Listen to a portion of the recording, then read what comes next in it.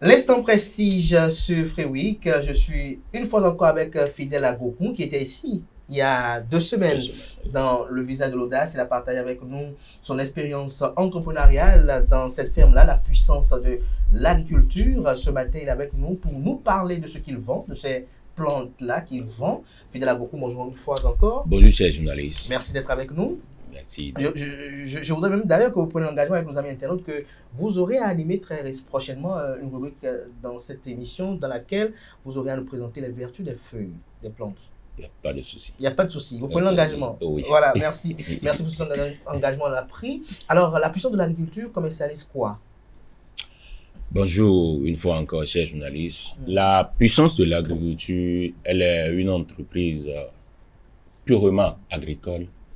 Elle est spécialisée sous différentes formes. Nous sommes spécialisés d'abord en première position dans la distribution des semences agricoles. Tout ce qui est semences comme la carotte, les concombres, les choux, les betteraves, la puissance de l'agriculture distribue toutes ces semences. Nous sommes aussi spécialisés dans la distribution de tout ce qui est équipement agricole. Les petits équipements agricoles comme les pulvérisateurs, les arrosoirs, les binettes. Nous faisons la distribution de ça. Mais à part ça, si nous rentrons... Et les tracteurs? Oui, les tracteurs, on essaie de travailler avec d'autres entreprises.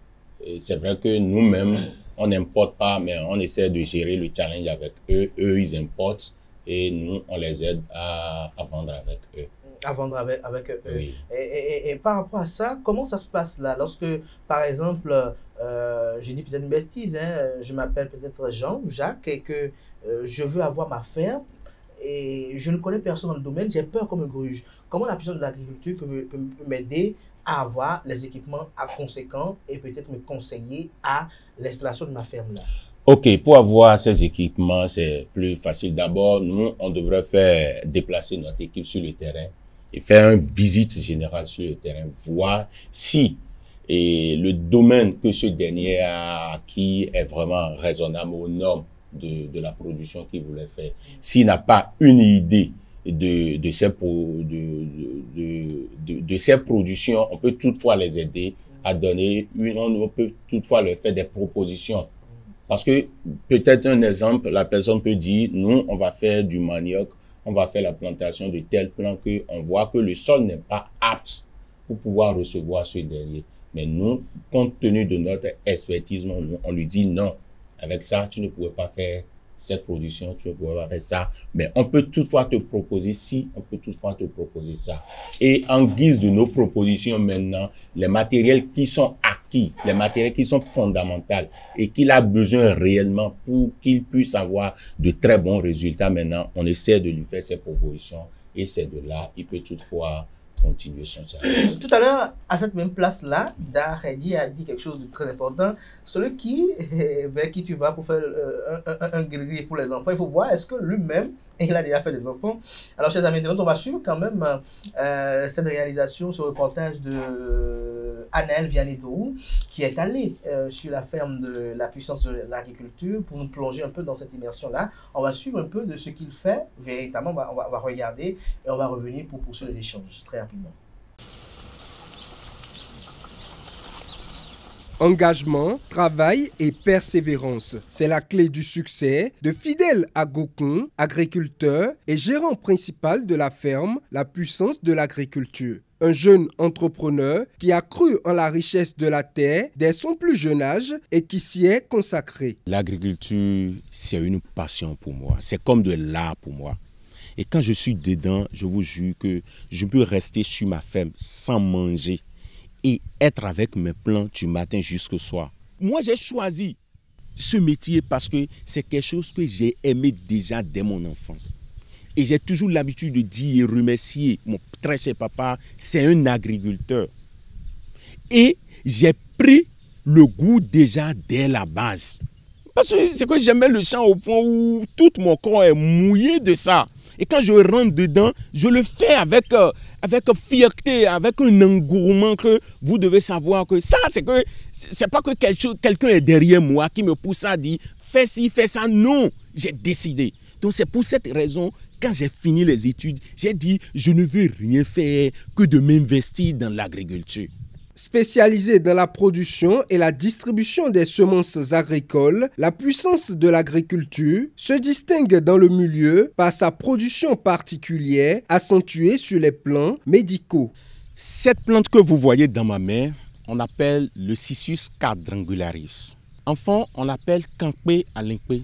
Tous ceux qui ont des problèmes de arthrose, des douleurs lombaires, des douleurs au niveau de la hanche, des courbatures.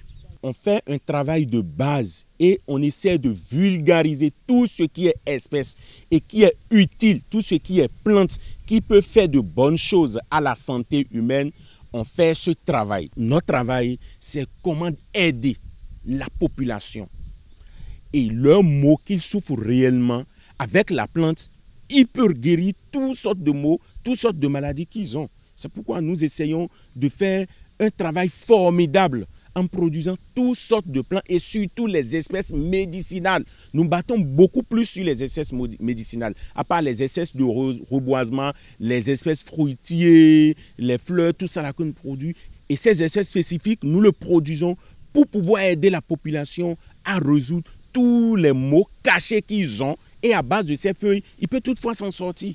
Avec un parcours atypique, le jeune entrepreneur Fidèle Agokun possède plusieurs sites à Glodjibé et également dans le département du Zou. Un métier auquel il se consacre avec des collaborateurs qui partagent sa passion.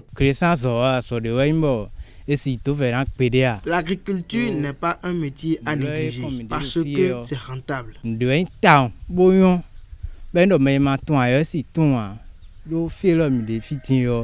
Mais quand on met un mode plan mi-temps, dédé, mais non tout le monde tourne au cric et le fi.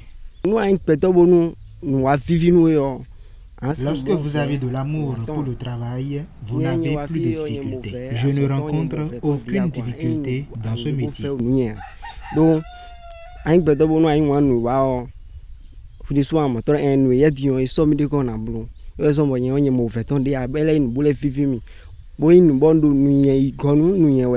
le mérite de cette réussite, Fidèle Agokun l'attribue à la persévérance, chose qu'il conseille d'ailleurs à tous les jeunes entrepreneurs. Tu investis 10 000 dans une activité au niveau de l'agriculture. Ça a donné 15 000 francs. Ce n'est pas de prendre les 5 000 et bouffer, c'est de prendre les 15 000 encore et réinvestir. Quand tu fais tes activités, il faut que tu te donnes vraiment ardemment. Tu dois mettre une pression terrible à toi-même. C'est comme s'il y a de chicottes derrière moi à des moments. Parce que tant que tu ne mettais pas une pression terrible pour ce que tu fais, tu ne peux jamais réussir. Très engagé, Fidèle Agokun entend continuer davantage et agrandir son entreprise, la puissance de l'agriculture à l'échelle régionale et internationale. Retour plateau, alors c'était à l'instant chez vous, sur votre ferme. Quelle est la superficie? Aujourd'hui, la puissance de l'agriculture a plusieurs sites de production. Combien? Sur les sites de production, on a 4 sites de production. Oui. On a 2 à Glodjibé, on a 1 à Zinvier, on a 1 à Komassé. On a 2 sites de production aussi qui sont à Boycon, que j'aimerais pas trop en parler. Pourquoi? Qu'est-ce qui est fait là-bas? C'est un couvent? Non, c'est pas un couvent. C'est pas un couvent. À Boycon, nous faisons beaucoup plus la production animale. On fait aussi la production végétale parce que, comme je vous l'avais dit, on ne peut jamais faire la production végétale sans la production animale. Les deux se cumulent parce que l'un a besoin de l'autre. Et comment vous faites pour le transfert des nutriments comment on appelle, Glodjibé pour Boycon? Vous faites la navette comme ça? Le transfert vous permet de forcément aller sur le terrain pour voir un peu ce qui est fait. Oui, sur les sites de Glodjibé, par exemple, les 2 sites de Glodjibé, nous faisons la production des essences forestières. Nous produisons au moins 192 espèces forestières et surtout les espèces endogènes. Ah bon? On se bat beaucoup parce qu'aujourd'hui... Espèces endogènes, c'est-à-dire? Quand on parle d'espèces endogènes, c'est des espèces de chez nous. qui sont à portée de disparition. Par exemple, si nous prenons le Syncepalium ondulcicum aujourd'hui, c'est une espèce endogène qu'on appelle enfant assis, que beaucoup de jeunes ne connaissent plus aujourd'hui. Et c'est une plante qui donne en retour un fruit rouge. Et quand tu prends ce fruit, tu le manges, tout ce que tu vas consommer dans la journée, quelle que soit son amicité, ça devient vraiment sucré. Et c'est un fruit aussi qui mis à part, ça a aussi d'autres vertus aussi. Et la plante entière aussi a une multitude de vertus aussi que beaucoup de gens ne savent plus. Nous, notre travail même, c'est de valoriser ces espèces endogènes qui sont à portée de disparition. Parce qu'il y a aussi des semences aujourd'hui où les gens négligent aujourd'hui. On ne fait que... Par exemple, s'il y a une variété de tomates qu'on appelle Tonvi, et c'est vraiment résistant quand tu le plantes à n'importe quel sol, elle s'adapte et tu as de très bons résultats. Mais avec l'importation aujourd'hui, on a négligé tout ça. On ne fait que nous apporter des trucs qui ne sont même pas raisonnables à nos milieux d'ici. Et quand les gens mettent de l'argent, ils n'ont pas de résultats. Et c'est de là que beaucoup de gens disent que, en fait, si l'agriculture ne donne plus de l'argent, moi je dis ça, c'est de la merde. Oui, c'est de la merde. Parce que moi, très confiant. Oui, très confiant. Moi, je ne vis rien que de l'agriculture. Tout ce que j'ai eu à réaliser dans ma vie jusqu'à aujourd'hui maintenant, c'est par la grâce de l'agriculture. Et je suis fier dedans. Et pas plus tard, j'ai dit à un monsieur, la fois passée, il était venu sur mon site de production, le premier site, il me dit, mais Fidèle, si ici maintenant on va faire le bilan d'ici, et si je te donnais 20 millions, tu vas me laisser ici. Il me dit, mais putain, 20 millions pour ici, même s'il me donnait 100 millions, je ne peux pas prendre. Pourquoi? Parce que ma production, si je prends le cas du cocotier précoce que je fais aujourd'hui, cette année, j'ai fait une production de 90 000 cocos. Et dans les 90 000, j'ai trouvé 70 000 parce que tout ne j'aime pas. J'ai 70 000 plants. Mais je vends un plant à 1500 pour les cocotiers précoces. Imaginez ça, c'est un petit calcul. Hein. Et n'en parlons pas les autres espèces que je fais. Si je prends les teck tanzaniennes que je fais aujourd'hui, j'ai produit cette année plus de 150 000 plants de teck tanzaniennes. Mais un plant est vendable à 100 francs. Mais avec un homme à partir de 1000 plants, nous faisons ça à 75 francs. Mais mis à part ça, il y a d'autres espèces. Si je prends Absélia, les lauriers feuilles, nous, au minimum, le plant, on vend à 1500 les lauriers feuilles. Mais j'ai plus de 80 000 plants qui sont là. Si je prends les noni, les stevia, si je rentre dans les fruitiers comme les orangers, les pamplemoussiers, j'ai une cargaison de plants qui sont là. Donc, quand lui me dit, il va me donner 20 millions, je dis, mais c'est de la merde. Mais aujourd'hui, il y a un problème profond. Il y a de ces Béninois de la diaspora qui nous suivent là, qui ont envie d'investir au pays, parce que parfois c'est difficile de vivre là-bas à l'étranger, et quand on travaille, il faut trouver un peu de l'argent pour mettre de côté, pour pouvoir réaliser quelque chose au pays. Mais ils sont souvent confrontés à une difficulté, l'absence de personnes de confiance et également de secteurs crédibles d'investissement. Alors, est-ce que pour vous, l'agriculture est rassurant, est prometteur? Lorsque, par exemple, je suis à Séoul, par exemple, je dis une bêtise, hein, ou peut-être à Tegucigalpa, et que j'y vis, et que je veux rentrer au pays peut-être d'ici 5 ans, et que je veux envoyer de l'argent au pays pour ouvrir ma ferme, comment je fais? Et j'ai besoin au moins au minimum de combien comme budget? Est-ce que déjà avec un hectare, je peux avoir une ferme? Est-ce que déjà avec 500 mètres carrés, je peux démarrer une ferme? Aujourd'hui, moi, je dis souvent aux gens que ce n'est pas la superficie qui compte. Donc 500 mètres carrés peut commencer? Vous pouvez commencer avec 500 mètres carrés. Ah bon? Oui, vous pouvez commencer avec 500 mètres carrés. Les gens aujourd'hui, les gens restent dans des bureaux, ils disent, je fais le champ.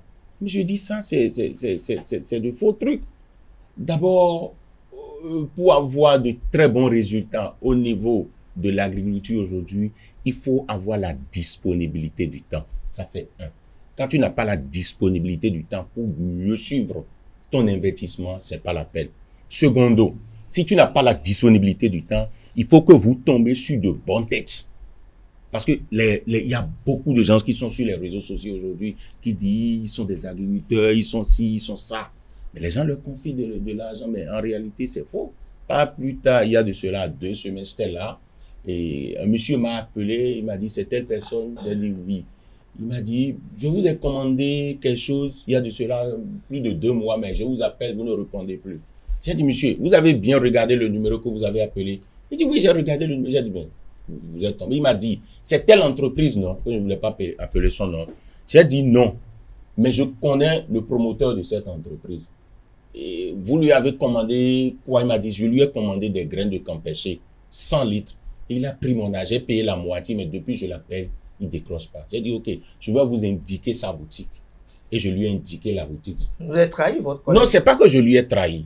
Parce qu'aujourd'hui, il y a beaucoup de gens qui se plaignaient, surtout sur les réseaux sociaux, disent, telle personne m'a arnaqué pour ci, pour ça. Et ça fait qu'il n'y a plus de crédibilité. Il y a des gens qui sont intéressés à investir, mais compte tenu de ces brebis galeux qui ont déjà tout gâté, ça a fait que les gens ont eu peur et ils ne veulent plus le faire. J'ai dit, je vais t'indiquer, je lui ai indiqué, il est parti, effectivement. J'ai dit, quand tu vas là-bas, saisis sa secrétaire maintenant, ton argent va saisir. Saisis sa secrétaire, oui. non, quand même, c'est pas gentil. Non, Peut-être qu'il a eu des difficultés. Non, en fait, il appelle le monsieur ne décroche pas. Et la seule manière... Peut-être qu'il ne reconnaît pas le numéro. Non, il sait qu'il a arnaqué le monsieur. Arnaqué? Oui, il n'a pas le produit. Le monsieur est parti, je lui ai donné les idées, il a dit, va faire ci, fait ça. Bon, il est parti. Mais en retour, 2 jours après, il m'a dit, ah, il est parti. Hein. Finalement, on l'a appelé le monsieur. Quand lui-même appelait le monsieur ne décroche pas. Mais quand son employé l'a appelé, il a décroché. Et il a parlé, il était là et ils lui ont fait les dépôts. Et le monsieur, il a pris son argent. Mais c'est une opportunité pour moi en même temps. Il m'a appelé, il a dit, je peux trouver les graines avec vous. J'ai dit, oui, les graines sont disponibles. Et j'ai livré les 100 litres de la graine. Il a dit, il va me faire dépôt. Je dis, non, je ne veux pas de dépôt. On croise à Étoile. Et je vous amène. J'ai pris mon véhicule rapidement, je suis venu à Étoile. J'ai ramené les 100 litres. Et c'est une relation que j'ai créée encore. Et les 100 litres de graines là Je lui ai vendu le litre à 15 000 francs. Il m'a payé mon argent et j'ai pris ça rapidement. Et le monsieur était fier, il m'a donné encore 10 000. Il dit, c'est que j'aime des gens qui ont cette crédibilité. Oui, donc ça veut dire que malheur de l'autre. Tu vas avoir bonheur.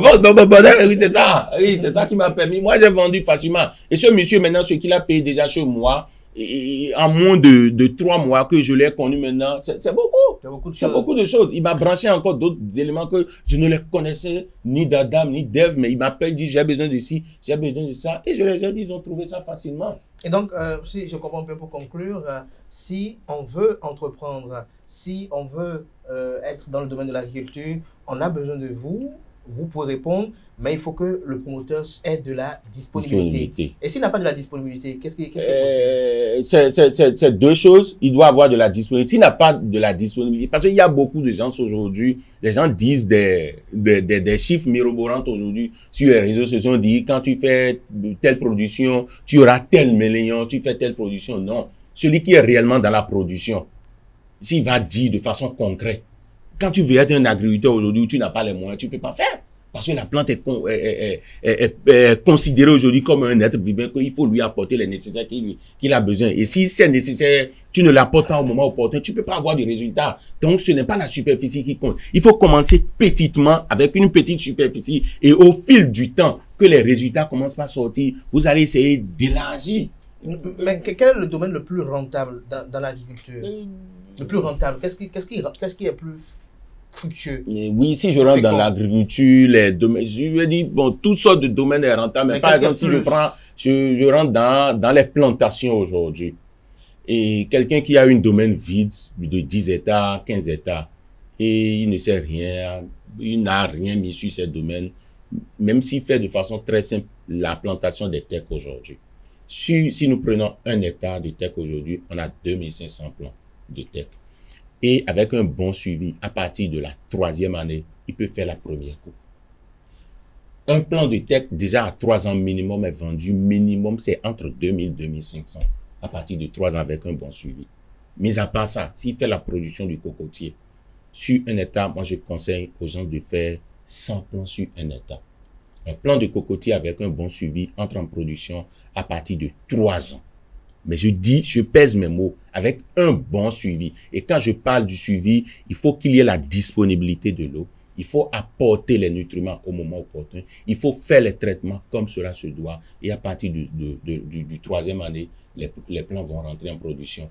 Et vous aurez de très bons résultats à partir de 4 ans à 5 ans. Un plant de cocotier peut donner entre 200 et 300 cocos. 300 cocos. Oui. Même le cocotier, elle est plus même rentable que le palmier sélectionné aujourd'hui. Ah bon? Oui, Et l'unité peut être commercialisée à combien? L'unité, quand tu fais ta production aujourd'hui, moi je conseille aux gens de créer une petite unité pour faire sa production.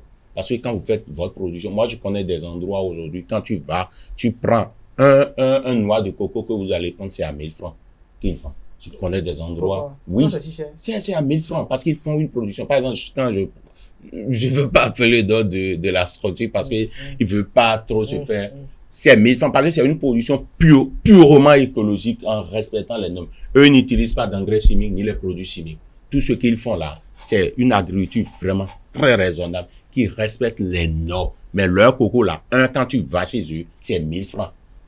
Un coco, oui. Et c'est quelle est la différence avec ce que tu achètes à 100 francs ou 150 ? Oui, il y a une grande différence. Laquelle ? Ce que vous achetez au bord du goudron, d'abord, c'est des cocotiers où on apporte de l'engrais sans respecter les normes. L'hygiène n'est pas respectée. Le suivi, c'est que il y a une grande différence. Oui, parce que ce qui nous tue aujourd'hui, c'est à la base de tout ce que nous mangeons. Oui, surtout les engrais qu'on apporte, les produits phyto, c'est ça qui ont tous les problèmes de maladies qu'on a aujourd'hui. Merci à vous, Fidèle Agokun, pour ce moment d'explication. On va se retrouver encore un de ces quatre, peut-être le samedi prochain, pour poursuivre, parce que le domaine est assez vaste. Il y a beaucoup de choses à dire. Fidèle Agokun, qui est promoteur de la puissance de l'agriculture. Merci de rester en place. Vous allez inviter en plateau à présent pour la tribune virale, Bamidele qui va nous rejoindre. Nous avons également David Kofi Aza qui est dans les studios, notamment dans les coulisses. Daredi aussi vont nous rejoindre. On va échanger autour d'un sujet de société. Est-ce que l'infidélité est pardonnable? On va en parler tout à l'heure.